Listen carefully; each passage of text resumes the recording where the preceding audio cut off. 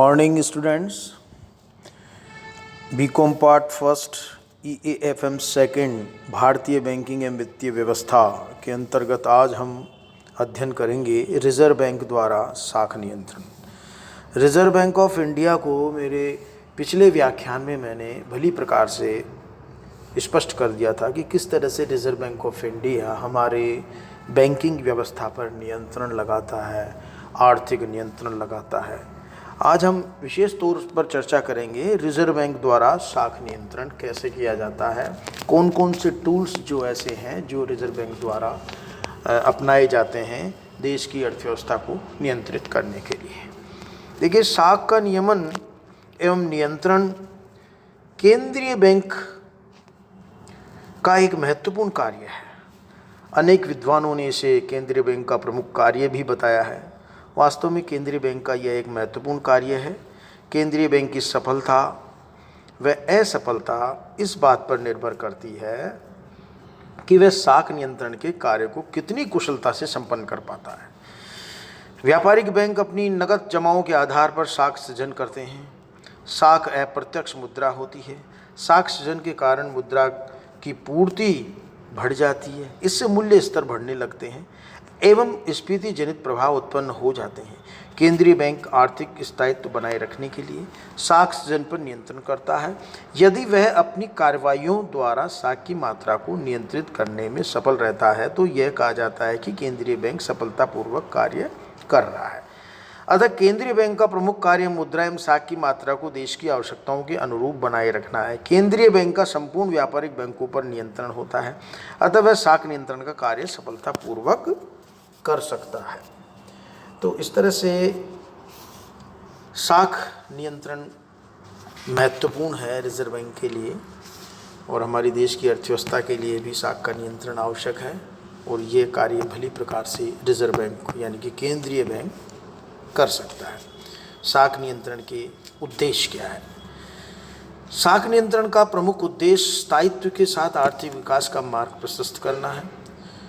साख नियंत्रण व्यापार चक्रों पर रोक लगाता है। मुद्रा प्रसार व मुद्रा संकुचन के जो हानिकारक प्रभाव होते हैं उन पर नियंत्रण लगाता है।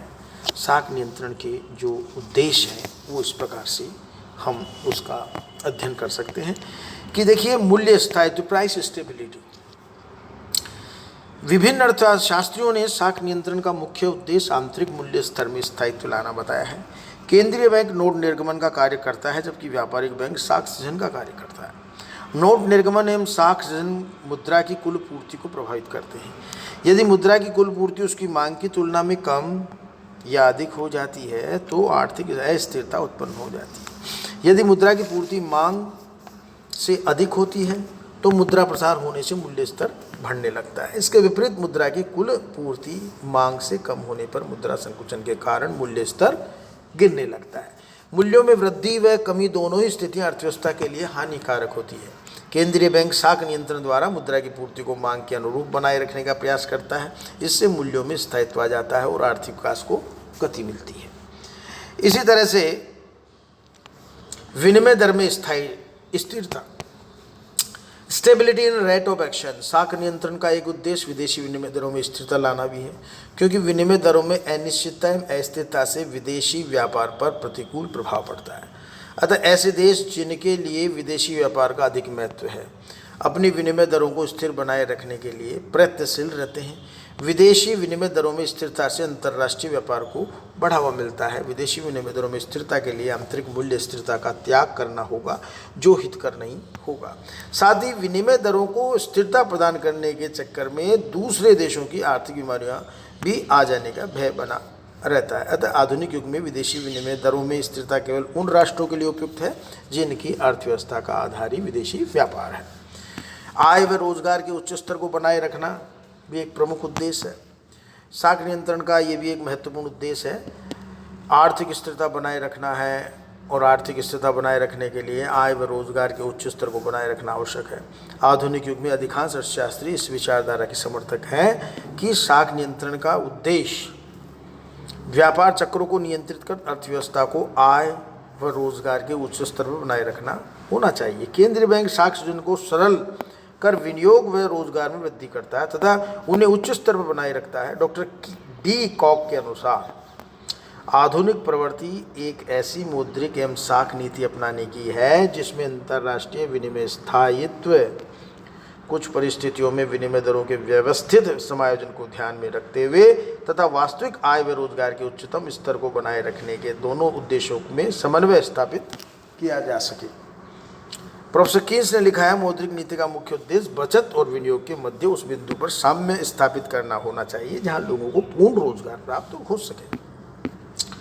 आर्थिक नियोजन की सफलता भी जो है आपके साख नियंत्रण पर ही निर्भर करती है। नियोजन की सफलता के लिए आर्थिक विकास की उचित दशाएं उत्पन्न करना आवश्यक है। अतः इन देशों की मौद्रिक एवं साख नीति का प्रमुख उद्देश्य आर्थिक विकास के लिए उचित दशाएं उत्पन्न करना है। इस तरह से ऋण प्रबंधन है। विकासशील देशों को अपने विकास व्ययों को पूरा करने के लिए वित्त की आवश्यकता होती है। वित्त प्राप्ति का एक साधन सार्वजनिक ऋण भी है। मौद्रिक नीति का एक उद्देश्य ऋण प्रबंधन भी है। केंद्रीय बैंक सरकारी प्रतिभूतियों का क्रय विक्रय कर सार्वजनिक ऋण की व्यवस्था करता है। ऐसा करते समय मूल्य स्थायित्व एवं लागत को कम से कम करने का उद्देश्य रखा जाता है। ऋण प्रबंधन में सार्वजनिक ऋणों की मात्रा बढ़ाने एवं उनकी लागत को कम करने की नीति अपनाई जाती है ताकि ऋणों का भार न बढ़े। वास्तव में ऋण प्रबंधन विकसित मुद्रा बाजार एवं पूंजी बाजार पर निर्भर है। विकासशील देशों में इनका अभाव होने से ऋण प्रबंधन में कठिनाई आती है। देश की रक्षा के लिए भी आपका साख नियंत्रण आवश्यक है। प्रत्येक सरकार को अपने देश की रक्षा का दायित्व वहन करना होता है। आधुनिक युग में देश की रक्षा पर अत्यधिक धन व्यय भी करना पड़ता है क्योंकि युद्ध में आधुनिकतम शस्त्रों का प्रयोग किया जाता है जो अत्यधिक खर्चीले है।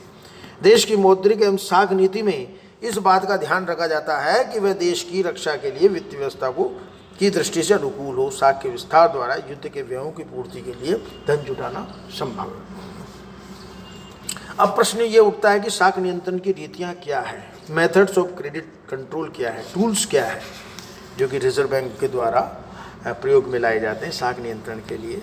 इनको हम दो भागों में बांट सकते हैं, जैसे कि परिमाणात्मक विधियाँ और गुणात्मक विधियाँ। आपके परिमाणात्मक विधियों में व्यापारिक बैंकों के नगद कोषों को प्रभावित करने वाली विधियां शामिल हैं। इनमें साख की लागत भी प्रभावित होती है।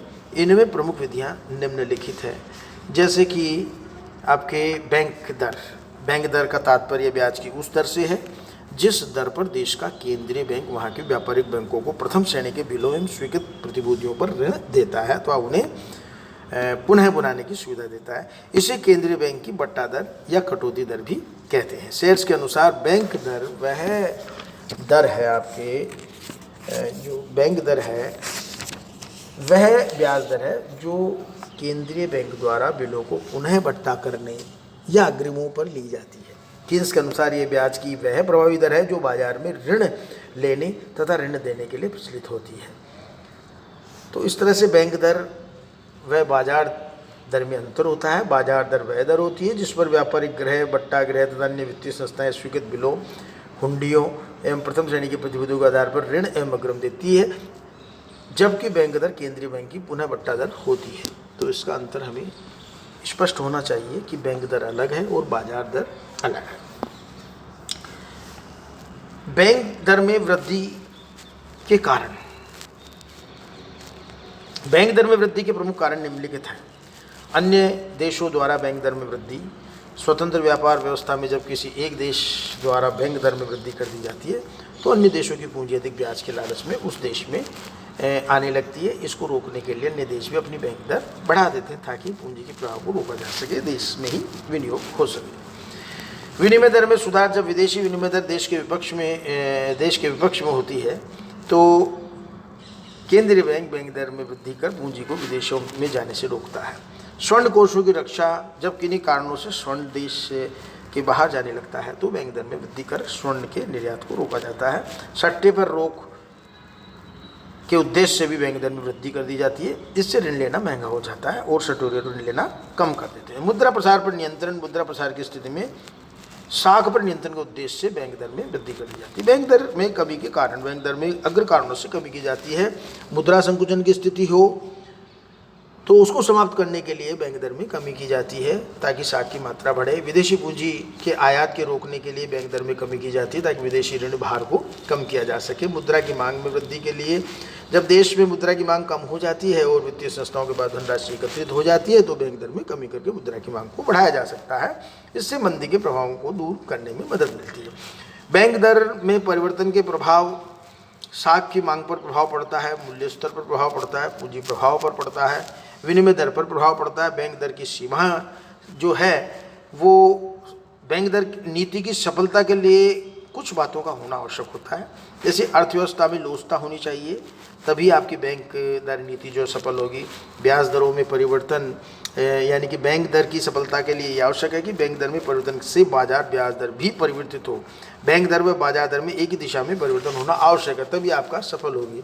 विकसित मुद्रा बाजार होना भी आवश्यक है आपकी बैंक दर को सफल होने में। तो बैंक दर के महत्व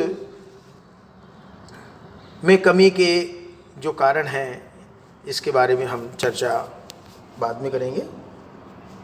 थैंक यू।